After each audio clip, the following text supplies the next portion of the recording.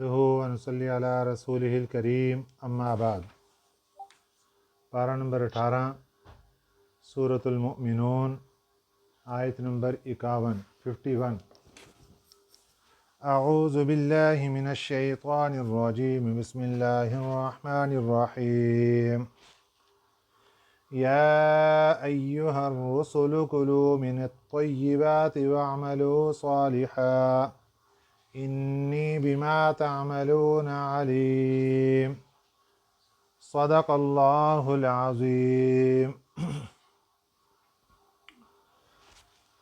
اس آیت مبارکہ میں اللہ تعالیٰ اپنے رسولوں کو ایک حکم ارشاد فرما رہے ہیں، بلکہ دو حکم ارشاد فرما رہے ہیں۔ ایک حکم یہ دیا کہ پاکیزہ کھاؤ، ستھرا کھاؤ۔ اللہ تعالیٰ کی دنیا میں جتنی بھی نعمتیں ہیں، کھانے کی جتنی چیزیں ہیں، ان میں جو طیبات ہیں، پاکیزہ ہیں، ستھری ہیں، وہ کھاؤ۔ اللہ تعالیٰ کی دنیا کے اندر دی گئی چیزیں دو قسم کی ہیں، ایک وہ ہیں جو حلال ہیں، ایک وہ ہیں جو حرام ہیں۔ حرام چیزوں کے کھانے کی اجازت نہیں ہے، حرام کھانے کی اجازت نہیں ہے، جبکہ حلال چیزوں کے کھانے کی اجازت ہے۔ لیکن حلال چیزوں میں جو اس سے بھی اوپر کا درجہ ہے، اس کا نام ہے طیبات۔ طیبات کہتے ہیں پاکیزہ، صاف ستھری، کیونکہ کچھ چیزیں ایسی ہوتی ہیں جو کہ حلال تو ہیں لیکن ان کا کھانا جائز نہیں ہے۔ مثال کے طور پر ایک آدمی کسی کی بکری چوری کر کے لے آیا اور آ کے ذبح کر کے اس کا گوشت کھا رہا ہے۔ اب یہ گوشت ذبح کیا، اللہ کے نام پر کیا، بکری کا گوشت حلال ہے لیکن اس کے لیے حرام ہے، اس کے لیے حرام ہے، تو یہ طیبات میں داخل نہیں ہے۔ تو اسی طریقے سے کھانا پکا ہوا اور اس میں اسمیل آنے لگی، بدبو پیدا ہو گئی، ایکسپائر ہو گیا، تو ایسے کھانے کی اجازت نہیں ہے، یہ صحت کے لیے نقصان دہ ہے، یہ بھی طیبات میں داخل نہیں ہے۔ حلال ہے لیکن طیبات میں داخل نہیں۔ اس لیے اللہ تعالیٰ نے قرآن پاک میں مختلف مقامات پر حلال چیزیں کھانے کا حکم دیا، اور حلال سے اوپر کا درجہ ہے طیبات۔ حلال میں سے بھی طیبات کھانے کی اجازت ہے، مطلقاً حلال کی نہیں کہ جو بھی حلال چیز ہے اس کو کھا لو۔ تو فرمایا یا ایہا الرسل، اے رسولو، کلوا من الطیبات، کھاؤ پاکیزہ اور ستھری چیزیں، وَاعْمَلُوا صَالِحًا، اور نیک اعمال کرو۔ ظاہراً دیکھنے میں یہ دو چیزیں ہیں کہ صاف ستھرا کھاؤ، نیک اعمال کرو، لیکن حقیقت میں اگر اس کی گہرائی میں جاتے ہیں تو یہ ایک ہی چیز ہے کہ انسان اچھے اعمال کرے گا، تب کرے گا کہ جب اس کا کھانا حلال اور پاکیزہ ہوگا۔ اگر کسی نے کھانا حرام کھا لیا تو وہ اس کے لیے دل میں اندھیرے کا باعث بنے گا، نورانیت ختم ہو جائے گی، پھر اس کو نیک اعمال کرنے کی توفیق نہیں ہوگی۔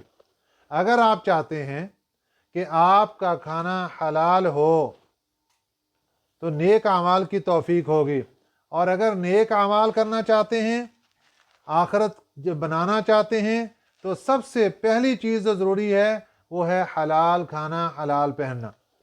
اگر کسی نے حلال کی طرف توجہ نہ دی تو وہ انسان نیک اعمال میں کمزور رہ جاتا ہے۔ آج بہت سے لوگ اس میں غفلت کرتے ہیں کہ وہ حلال اور حرام کی تمیز نہیں رکھتے، گھر کے اندر حلال آ رہا ہے، حرام آ رہا ہے، اور اس کی وجہ سے بچوں کی پرورش ہوتی ہے اسی پیسے کے ذریعے، اسی پیسے کے ذریعے بیوی کو بھی کھانا کھلایا جاتا ہے، کپڑے پہنائے جاتے ہیں، پھر کل کو بیوی بدتمیزی کر دیتی ہے، بچے بدتمیزی کرتے ہیں، پھر کہتا ہے یہ میرے سامنے اٹھ کے تو میرے بدتمیزی کر رہے ہیں، میری گستاخی کر رہے ہیں۔ گستاخی کی وجہ یہی ہے کہ بچے نے جو کھایا ہوگا وہی بولے گا، اس نے حرام کھایا تو حرام بولے گا، اگر وہ حلال کھائے گا تو حلال بولے گا۔ اور یہ دو حکم اللہ تعالیٰ نے دیے تو اپنے رسولوں کو ہیں۔ یاد رکھیں کہ نبی اور رسول معصوم ہوتے ہیں، ان سے ایسی غلطی نہیں ہوتی۔ اللہ تعالیٰ ان کے ذریعے سے ان کی امتوں کو پیغام دینا چاہتے ہیں۔ اللہ اپنے نبی کو بتا رہے ہیں کہ جتنے بھی پہلے رسول اور نبی آئے، ہم نے سب کو یہی حکم دیا کہ اپنی امتوں کو بتا دو کہ پاکیزہ کھایا کرو اور اچھے اعمال کیا کرو۔ انی بما تعملون علیم، بے شک میں جو بھی تم کرتے ہو اس کو جاننے والا ہوں۔ انی بما تعملون علیم، جو تم عمل کرتے ہو، جو کام کرتے ہو، اللہ کی ذات اس کو جاننے والی ہے۔ وَإِنَّ هَذِهِ أُمَّتُكُمْ أُمَّةً وَاحِدَةً، وَإِنَّ اور بے شک، هَذِهِ یہ، أُمَّتُكُمْ یہاں امت سے مراد دین ہے۔ وَإِنَّ هَذِهِ أُمَّتُكُمْ اور یہ تمہارا دین ہے، یعنی کم لفظ جمع ہے، اور یہ اللہ تعالیٰ پیچھے بات چل رہی رسولوں کی۔ اللہ فرماتے ہیں ہم نے رسولوں کو حکم دیا تھا پاکیزہ کھاؤ، اچھے اعمال کرو، اور یہ کہا کہ وَإِنَّ هَذِهِ أُمَّتُكُمْ یہی تمہارا دین ہے، یہی تمہاری شریعت ہے۔ أُمَّةً وَاحِدَةً یہ ایک ہی دین ہے سارا، پاکیزہ کھانے کا، اچھے اعمال کرنے کا، توحید پر قائم رہنے کا، شرک سے بعد رہنے کا۔ یہ وہ درس ہے جو حضرت نوح علیہ السلام سے شروع ہو کر پیارے نبی صلی اللہ علیہ وسلم تک سب نبیوں کا ایک ہی درس، اس لیے اللہ نے فرمایا امۃ واحدہ، سب کا دین ایک ہی ہے۔ اور وہ دین کیا ہے؟ وَأَنَا رَبُّكُمْ میں تمہارا رب ہوں، فَاتَّقُونِ مجھ سے ڈرو۔ اب جس بندے نے اللہ کو رب مان لیا اور اللہ سے ڈرنا شروع کر دیا، وہ بندہ کامیاب ہو گیا۔ اور جس کے دل سے شیطان نے ورگلا کر، دھوکہ دے کر اللہ کا خوف نکال دیا، اللہ کا ڈر نکال دیا، وہ بندہ ناکام ہو گیا۔ اب اللہ تعالیٰ نے تو فرما دیا کہ بھئی سبھی کے سبھی ایک ہی دین میں ہیں۔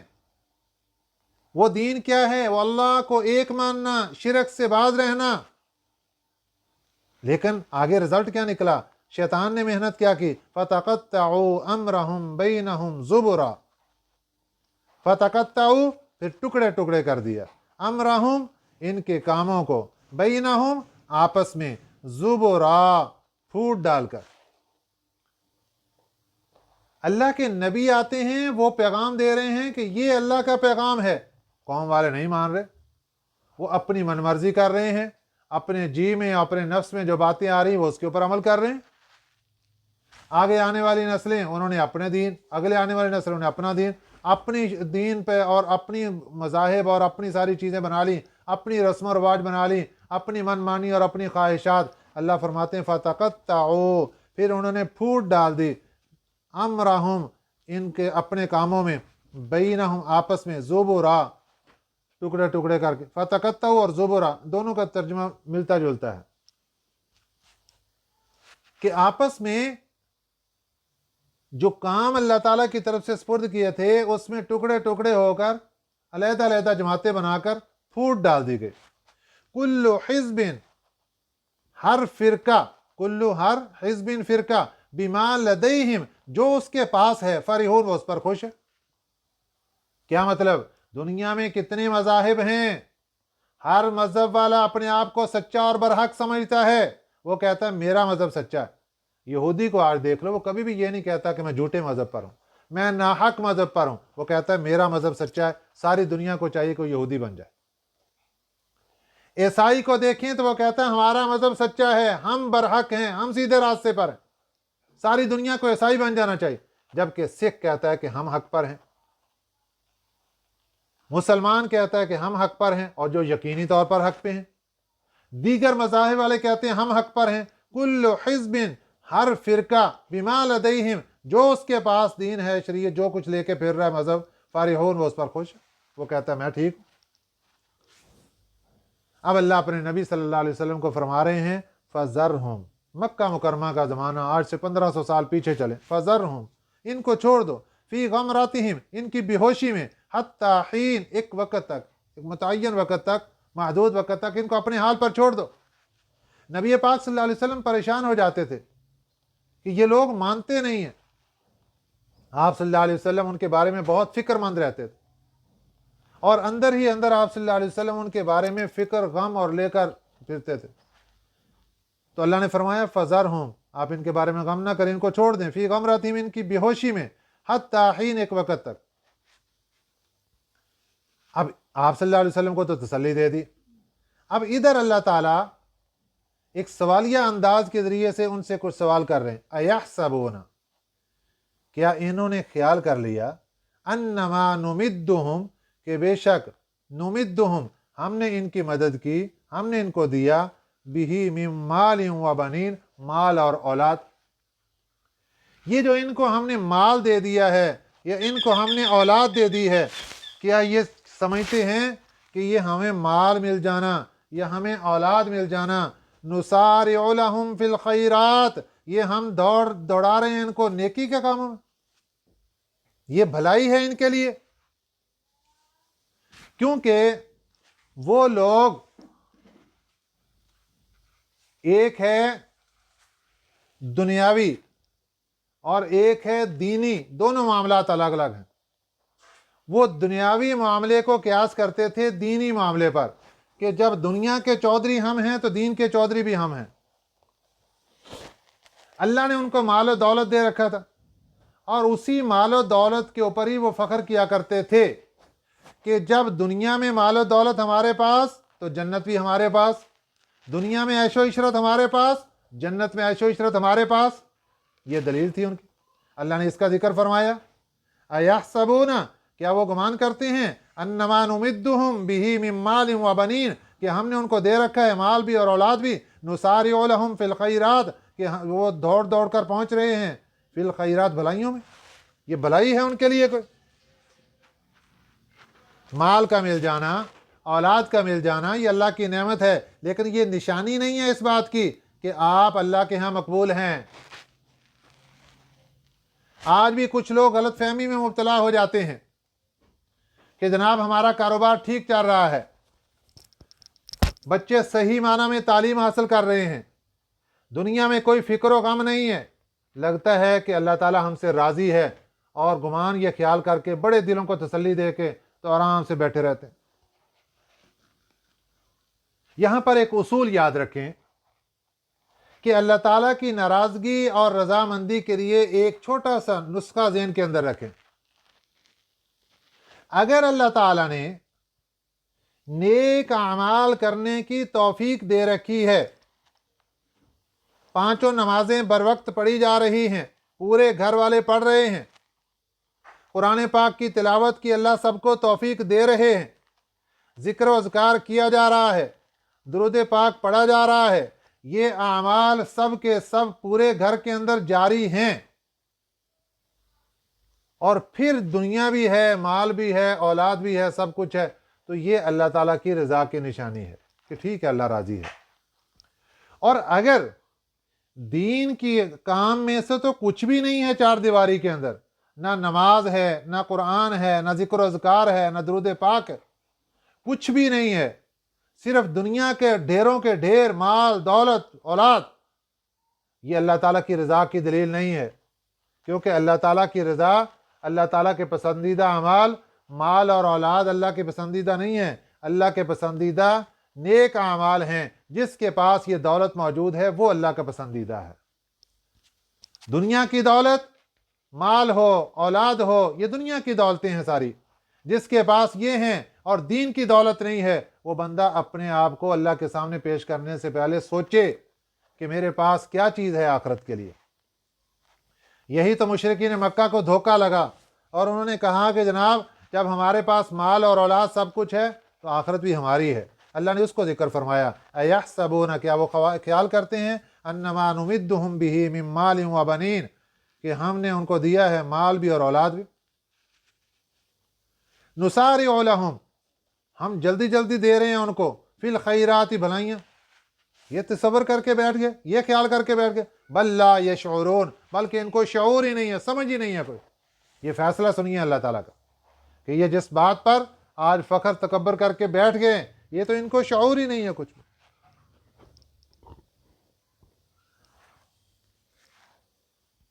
इन्नल्लज़ीना हुम मिन खश्यति रब्बिहिम मुशफिकून।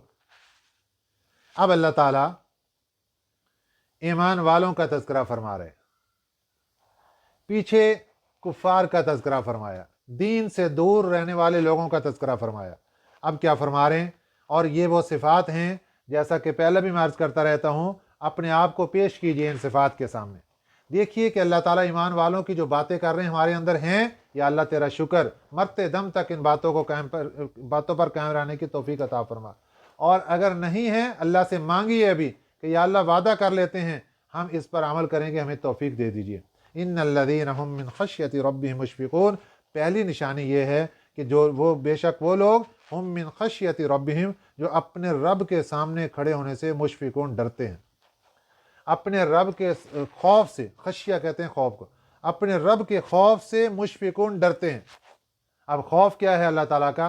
कि अल्लाह के सामने पेश होना है, अल्लाह के सामने खड़े होना है, हिसाब व किताब होना है, सवाल व जवाब देने हैं, अल्लाह के अजाब भी आ सकता है, पकड़ भी हो सकती है। इन्ना बत्श रब्बिका लशदीद, तेरे रब की पकड़ बहुत सख्त है।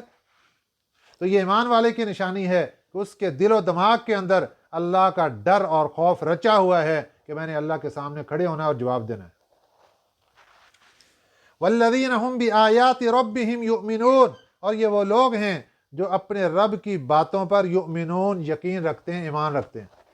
रब की बातें क्या है? ये कुरान रब की बातें हैं, अहादीस नबविया सल्लल्लाहु अलैहि वसल्लम रब की बातें हैं, अल्लाह के अहकामात हैं। चाहे नबी पाक सल्लल्लाहु अलैहि वसल्लम के अहकामात हों, वो भी हकीकत में अल्लाह का हुक्म है। अल्लाह ने तो अपने नबी को बताया कि उनको बताओ।